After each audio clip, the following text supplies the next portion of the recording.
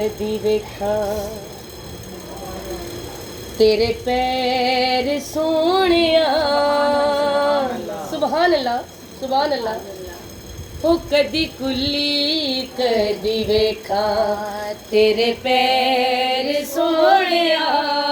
ओ कदी कुली सरकार हैसियतां दी नीयतां देखदे ने। तेरे पैर सोहणिया ओ कदी कुली कदी कह दो मिलके ओ तेरे पैर सोहणिया ओ कदी कुली कदी वे मिलके कहो तेरे पैर सोहणिया ओ कदी कुली कदी वेखा तेरे पैर सोहणिया ओ कदी कुली कदी वेखा तेरे पैर सोहणिया।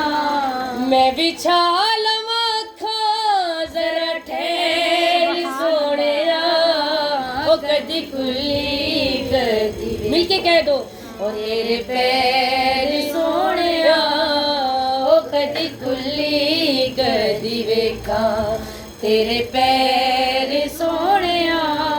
मैं बिछा लवां अखां जरा ठहर सोहणिया कदी कुली कदी वेखा तेरे पैर सोहणिया ओ कदी कुली कदी वेखा।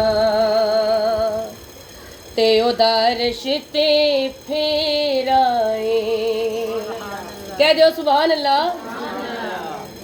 ते रब कहंदा चन सोहणिया मेरा सब कुछ तेरा है। कह दो कदी कुली कदी मिलके कहो तेरे पैर सोहणिया ओ कदी कुली कदी वेखा तेरे पैर सोहणिया।